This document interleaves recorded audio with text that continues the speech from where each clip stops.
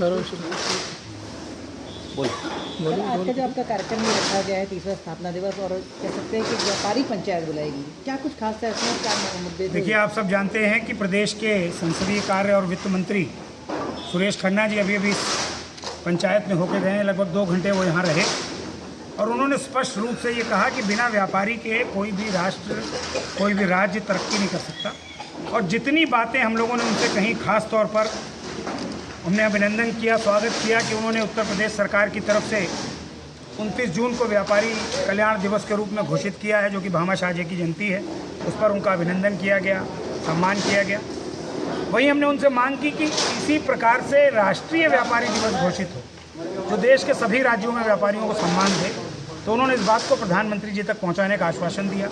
हमने उनसे कहा कि उद्योग और व्यापार से संबंधित समिति बने।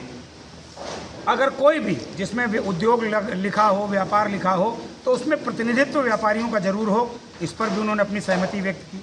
हमने उनसे कहा कि प्रदेश की सरकार ने व्यापारी सुरक्षा प्रकोष्ठ का गठन किया है, लेकिन कई जिले ऐसे हैं जहां पर उसमें समुचित बैठक नहीं बुलाई जाती, व्यापारियों को सूचना नहीं होती या व्यापारियों को पता नहीं लगता। प्रत्येक माह उसकी बैठक हो और उसको कैबिनेट से पास कराया जाए। इस पर भी माननीय मंत्री जी अपनी सहमति यहाँ व्यक्त करके गए। इसके अलावा सबसे महत्वपूर्ण बात कि जो GST डिपार्टमेंट कहीं पर भी व्यापारी का शोषण करेगा, उत्पीड़न करेगा, तो उसके खिलाफ दंडात्मक कार्रवाई सरकार की तरफ से होगी। ये भी मंत्री जी आज यहाँ पर कह के गए। तो मुझे ऐसा लगता है कि अब जो वातावरण है उत्तर प्रदेश में, ऐसा वातावरण शायद आज तक इतिहास में कभी नहीं बना। एक प्रकार से 28 लाख व्यापारी, जो अभी हम लोगों को सूचना भी मिली, वो GST डिपार्टमेंट में पंजीकृत हो गए।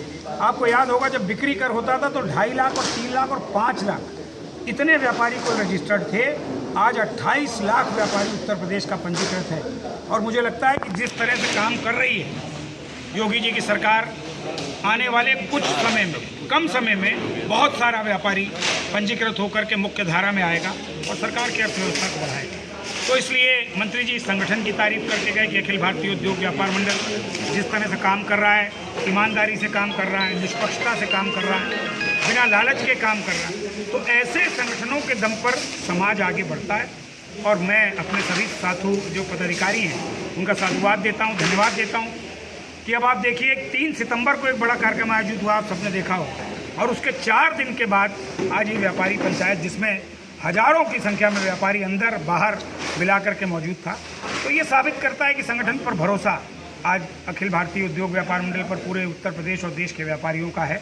और हम लोग संकल्प लेकर काम कर रहे हैं कि पूरी ईमानदारी के साथ व्यापारी के सम्मान को बढ़ाने का काम करेंगे, उसको सुरक्षा दिलाने का काम करेंगे, और जो भी समस्याएं व्यापारी की किसी भी विभाग से हैं उनका निराकरण कराएंगे। यही उद्देश्य है बहुत हम लोग का।